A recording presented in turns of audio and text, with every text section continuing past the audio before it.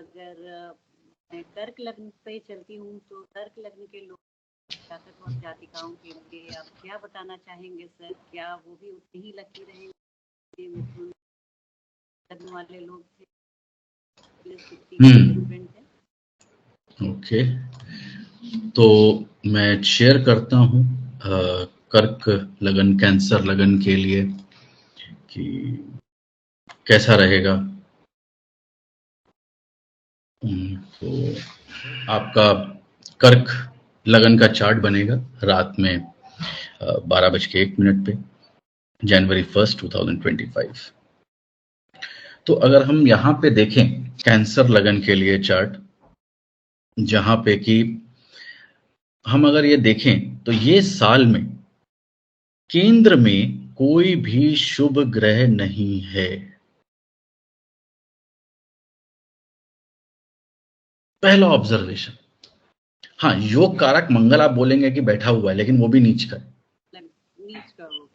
ठीक है, तो वो योग कारक भी जो है बहुत बली कंडीशन में हम नहीं बोलेंगे। और केंद्र पूरा खाली है, और सारे प्लैनेट में से अगर आप देखिए तो 3, 6, 8, ठीक है, और 11। तो अगर हम यहां पे उपचय भाव को लें तो 3, 6, 11 4 प्लैनेट, और 3, 6, 8 लें तो 5 प्लैनेट। यानी कि जितना स्ट्रगल करेंगे उतनी ग्रोथ होगी, जितने ऑब्स्टेकल्स आएंगे उतनी ग्रोथ होगी। जुपिटर मई तक तो बहुत अच्छा है, 11th में बैठा है, आगे लाभ भाव में गए हैं, बहुत अच्छा है। और मई तक जो है इनको पंचम को भी देख रहा है, और 7th को भी देख रहा है, ठीक है, 3rd को भी देख रहा है जहां केतु विराजमान है। तो ओवरऑल अच्छा है मई तक। जैसे ही मई के बाद ये चेंज होगा, अब जो चीज पिछले साल जेमिनी के लिए था कि 12th में जो है जुपिटर बैठे थे, इस साल मई के बाद कैंसर वालों के लिए 12th में आ जाएंगे। 6 महीने का ये पीरियड है, ठीक है, जब जुपिटर जो है वो इनके 12th हाउस में मई के बाद ट्रांजिट करेंगे, और यहां से ये 4th हाउस, यहां से ये 6th हाउस, और यहां से ये 8th हाउस। 8th हाउस का जुपिटर का देखना बहुत अच्छा है, ठीक है, तो भी सीखने वाले लोगों के लिए बिल्कुल बिल्कुल बिल्कुल। और 12th हाउस में आएंगे तो मोटे मोटे खर्चे के लिए तैयार हो जाइए, ठीक है। और चौथे घर को देखेंगे तो ये प्रॉपर्टी दिला सकते हैं, घर पे कुछ रेनोवेशन करा सकते हैं, काम करा सकते हैं, कुछ भी करेंगे, मोटा खर्चा करवाएंगे, ठीक है।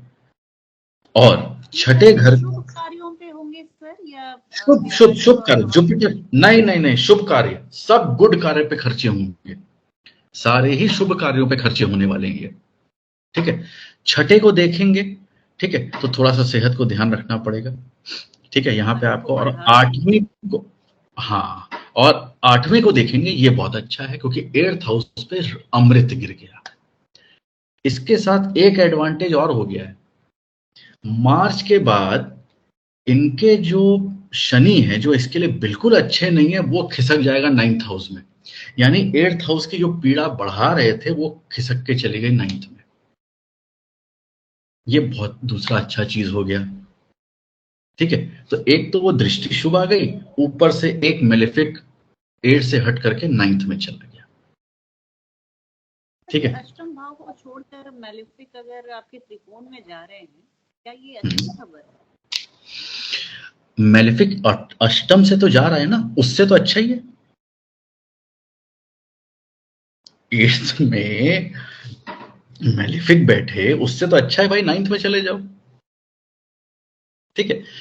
लेकिन जा रहे हैं भाग्य भाव में, हाँ, लेकिन शनि और राहु का कंजंक्शन होगा वहां पे, वो पीरियड संभालना है, यानी कि पिता के मिड जून तक, 30 मार्च से मिड जून तक ये पीरियड बहुत ज्यादा कैंसर वालों को संभालना है। ठीक है, बस यही एक थोड़ा सा डिफिकल्ट पीरियड है, क्योंकि उसके बाद तो फिर ये चीजें इनकी सॉर्ट आउट होना शुरू हो जाएंगी। तो अब हम मोटा मोटा बात करें तो ये साल काफी हद तक ठीक गया है। परेशानियां भी दी हैं, क्योंकि मेलेफिक्स शनि जैसा जो है स्वराशि का हो करके बैठ करके जो है यहाँ पे परेशानी दे रहा है। ठीक है, यहाँ पे और मई के बाद जैसा मैंने बताया एक्सपेंसेस बढ़ जाएंगे, सेहत का ध्यान देना है, मोटापा, वेट गेन, लिवर, कोलेस्ट्रॉल, इन सब चीजों के ऊपर आपको ध्यान देना पड़ेगा। और 12th हाउस में है तो आप जितना जो है बाहर जा सकें, मतलब खर्चा ही करना है तो घूम के करिए ना भाई, फिर घूम के खर्चा कर, विदेश भ्रमण करिए, बाहर जाकर के खर्चा करिए। ठीक है, आपके लिए भाग्य के कारक 12th में जा रहे हैं, यानी फॉरेन से जो है आपको गेन दिलाने का इंडिकेशन कर रहे हैं कि फॉरेन से आपका कनेक्शन बनाइए और वहां से आपको गेन मिलेगा। उसके बाद अक्टूबर में जुपिटर जो है शिफ्ट हो जाएंगे लगन में, एक्सॉल्ट हो जाएंगे, बल्ले बल्ले, जबरदस्त पीरियड। और क्या चाहिए भैया, भाग्य अधिपति एक्सॉल्ट होकर के लगन में सुपर हाइट पे जाने का समय आ गया, बहुत बढ़िया ये पीरियड जाएगा। ठीक है, उसके बाद फिर वो वापस रिट्रीट करेंगे, रेट्रो होंगे, लेकिन आने वाले तो वो फिर कैंसर में ही है। तो आने वाला अगला साल, ठीक है, बहुत जबरदस्त होने वाला है इनके लिए। ठीक है, तो यहाँ पे जो है ये एक इशू है, मतलब अच्छी बात है ये जुपिटर के लिए। सैटर्न जो है वो चले जाएंगे 3rd हाउस में, यहां से थोड़े से लाभ में कमी करेंगे। शनि आ जाएंगे 9th हाउस में, जो कि 7th से 3rd हाउस में है। ठीक है, और 8th से 2nd हाउस में है यहाँ पे। ठीक है, तो ओवरऑल आप देखेंगे तो थोड़ा सा भाग्य में 7 का कम होना, ठीक है, ये महसूस होगा, लाभ में कम होना वो भी महसूस होगा। और यहाँ पे 9th हाउस में आके वो छठे घर को देखेंगे। अब आप यहाँ पे देखिए तो जुपिटर और सैटर्न दोनों ही 6th हाउस को देख रहे हैं।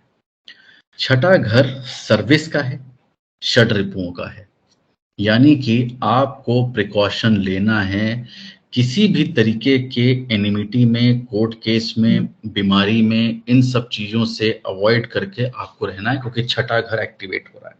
और अब इन सब चीजों से बचना है तो selfless service and daily routine and discipline को स्ट्रिक्टली फॉलो करना है। ये शनि 2.5 साल के लिए आपको बोल करके जा रहे हैं, आने वाले मार्च के बाद। तो अगर आप सर्विस करते रहेंगे, सेल्फलेस सर्विस करेंगे, या कोई भी जॉब में भी अगर आप हैं तो भी जो है वहां का जो नेगेटिविटी है वो आपका कटता रहेगा।